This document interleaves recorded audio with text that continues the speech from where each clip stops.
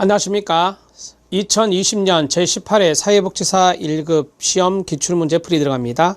이번 시간에는 3교시의 첫 번째 영역인 사회복지 정책론입니다.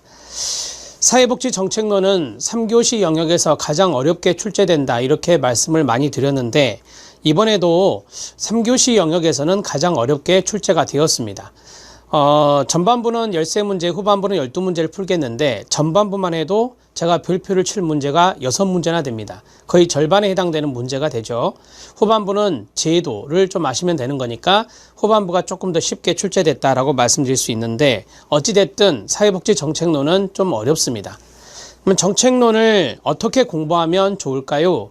제가 이제 추천하는 방법은 정책론에서 기본적인 것은 아셔야 되잖아요. 그래서 핵심 요약 강의는 보셔야 됩니다.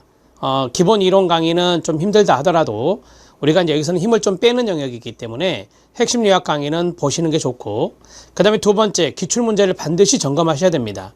기출문제에서 아주 쉬운 문제에서부터 정말 어려운 문제까지 다 있습니다.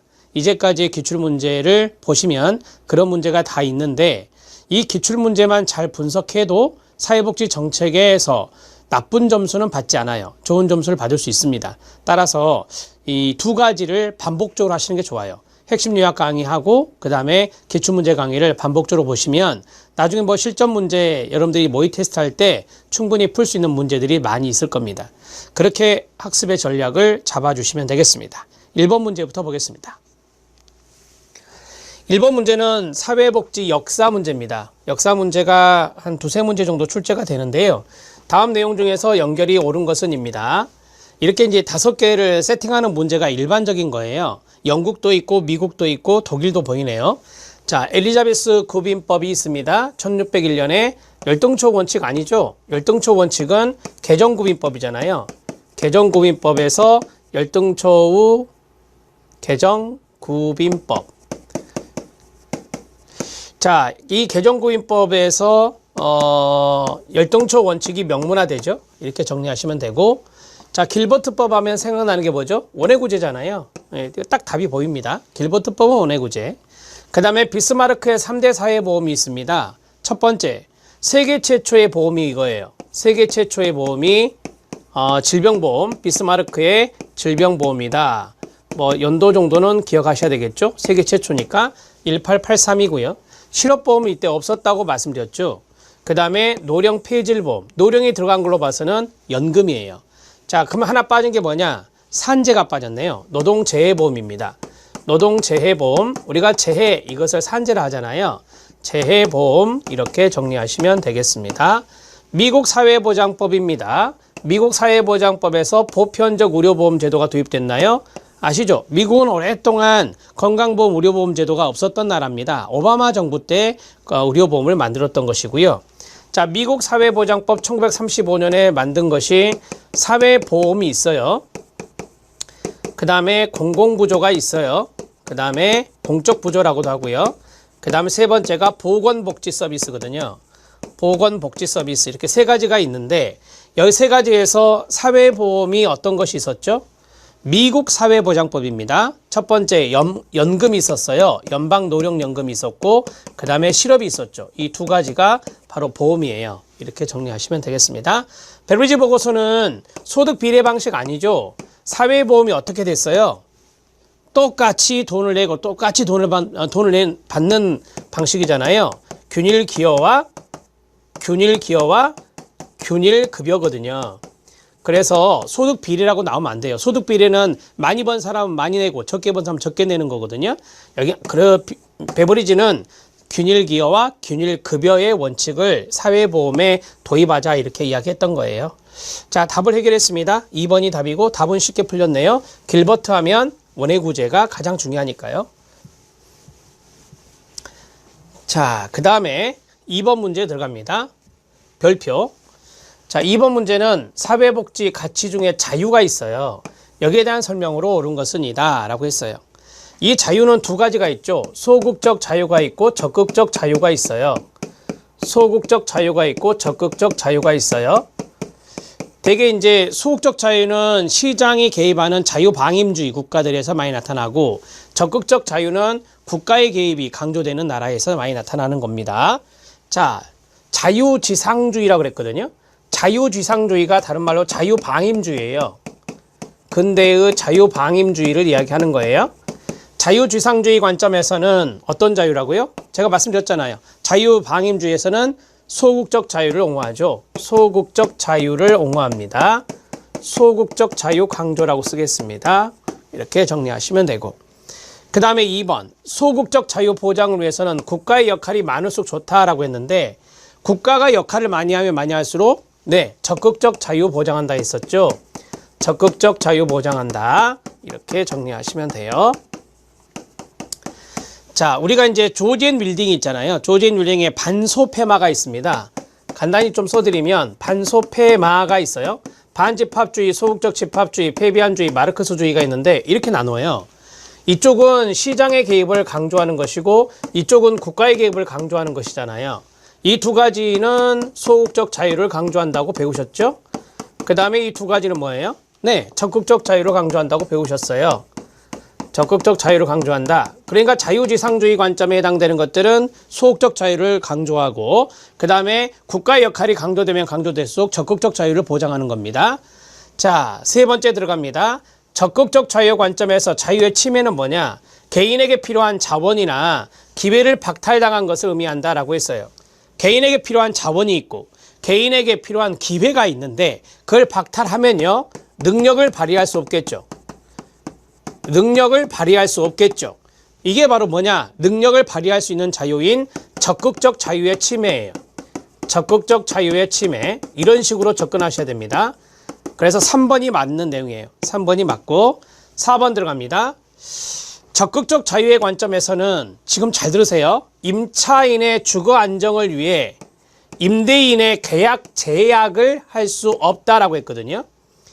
여러분들이 알다시피 임대인의 계약 자유를 제약할 수 없다. 그 말은 계약 자유의 원칙이에요. 자, 임대인의 자유를 제약할 수 없다라고 했는데, 이 임대인의 자유를 제약할 수 없다. 이게 이제 계약 자유의 원칙이다. 임대인과 임차인이라고 그랬으니까 계약 관계잖아요. 그래서 계약 자유의 원칙을 말하는 거예요. 자, 다시 이야기합니다. 임대인의 자유를 제약할 수 없다 그랬잖아요. 임대인의 자유는 이 계약 자유를 말하는 거예요. 그래서 이것을 자유를 제약할 수 없다 그랬으니까 계약을 자유로이 맺을 수 있다 이거잖아요. 그러면 계약 자유의 원칙은 근대, 현대? 근대잖아요. 지금은 계약 공정의 원칙이고 지금은 이제 계약 자유의 원칙, 예전에는 근대 시대에는 계약 자유의 원칙이었거든요. 따라서 적극적 자유가 아니라 소극적 자유죠. 이게 근대, 이게 근대니까 자유방임주의가 근대 시대예요. 그래서 소극적 자유라고 해야 돼요. 소극적 자유 관점에서는 이렇게 소극적 자유 관점에서는 임차인의 주거 안정을 위해 임대인의 자유를 제약할 수 없다. 임대인을 간섭할 수 없다. 이거예요. 쉽게 말하면 해설에는 그렇게 써져 있어요. 자, 개인의 행동에 대한 가로 외적 강제가 없는 상태. 쉽게 말할게요. 외부 간섭이죠. 외부 간섭이 없다 이거예요.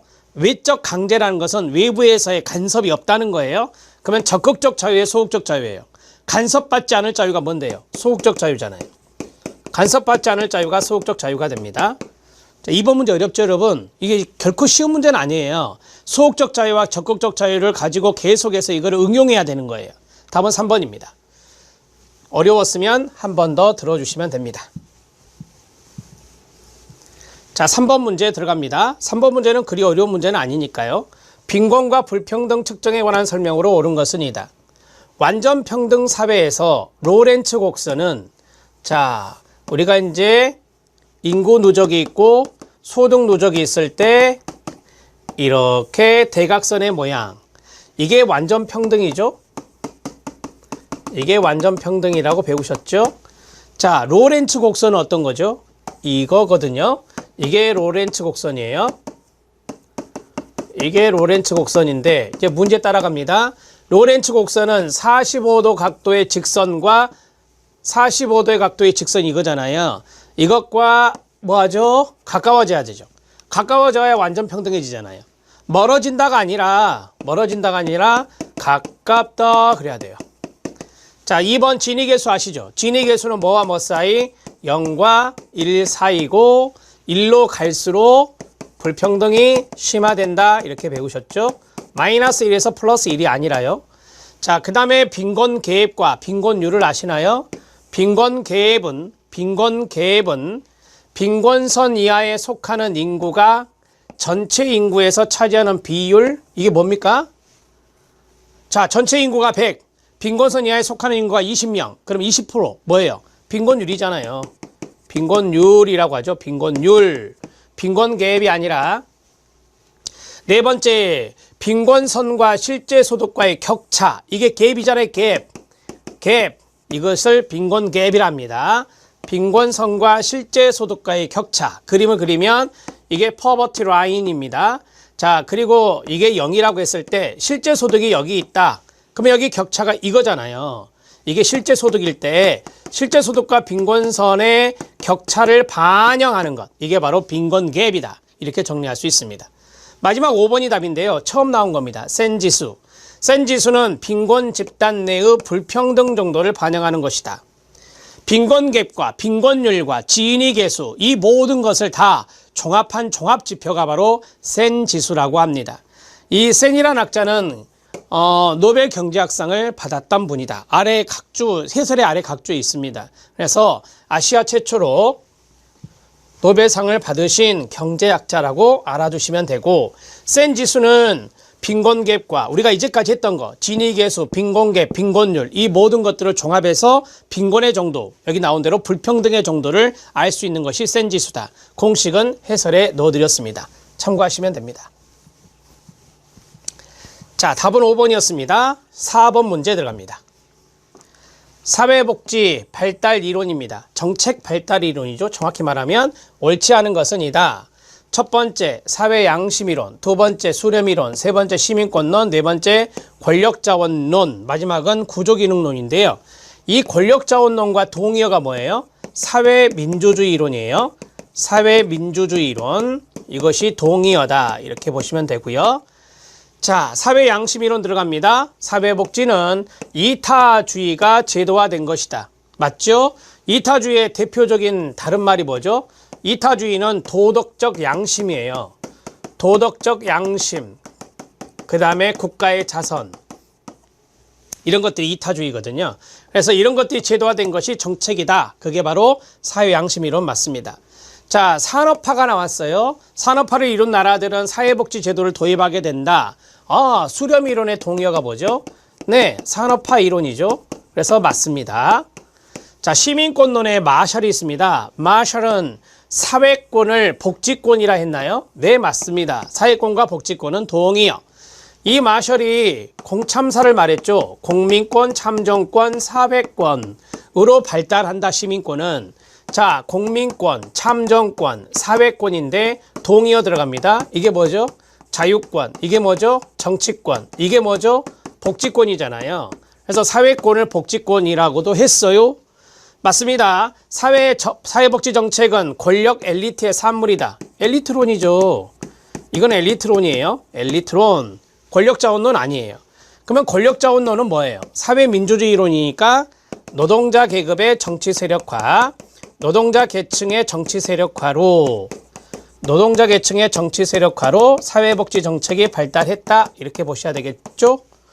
자, 그 다음에 구조기능론. 이거 지역사회복지에 나오잖아요. 구조기능주의론은 적응이란 단어가 중요하다. 자, 사회복지는 산업화, 도시화에 따른 사회 문제에 대한 적응의 결과다. 이 적응이란 단어가 나오면 구조기능주의론이다. 갈등이 나오면 갈등이론이다. 이렇게 가르쳐 드렸죠. 답은 4번입니다. 5번 문제 들어갑니다. 자, 5번 문제는 빈곤의 개념인데요. 빈곤의 개념에 대한 설명으로 옳지 않은 것은 이다. 첫 번째, 절대적 빈곤이 나왔습니다.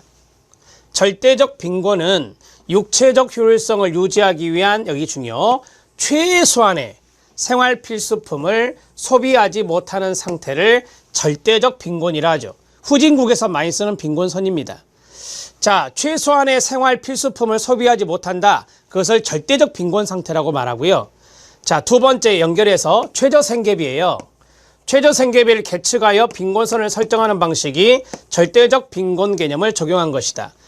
우리가 2015년 7월 달부터 상대적 빈곤선 하고 있거든요.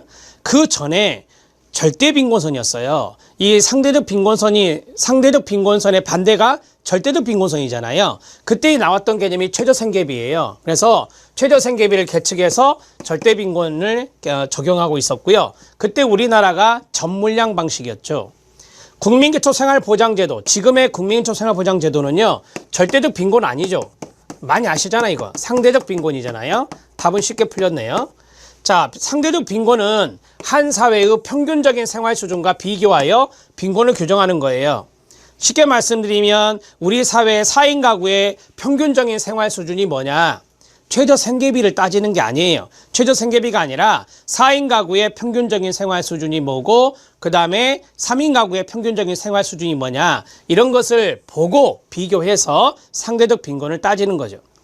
중위소득이 나왔어요. 중위소득 하면 상대적 빈곤이에요. 왜? 우리나라가 중위소득 아닙니까? 중위소득을 활용하여 상대적 빈곤선을 설정할 수 있습니다. 중위소득도 할 수 있고 평균소득도 할 수 있고요. 그런 것들을 책정해서 하는 것이 상대적 빈곤선이죠. 답을 쉽게 찾았습니다. 3번이 답입니다. 최소한의 생활 필수품을 소비하지 못한대요. 절대적 빈곤입니다.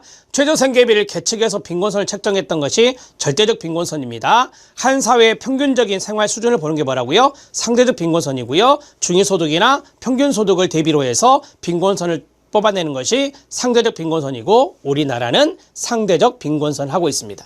이 문제에 대한 핵심입니다. 답은 3번입니다. 6번 문제 들어갑니다. 자, 6번 문제 체킹하시고요.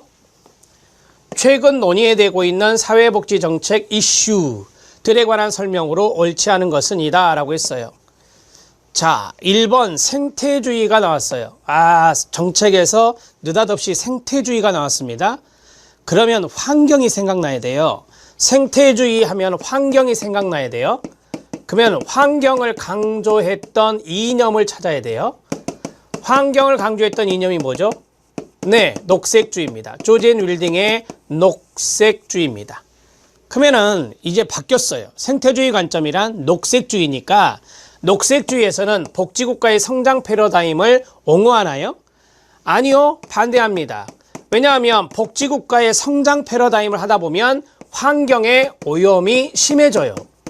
환경 오염이 심해지기 때문에 복지국가의 성장 패러다임에 대해서는 반대한다. 이거 예전에 나왔었어요.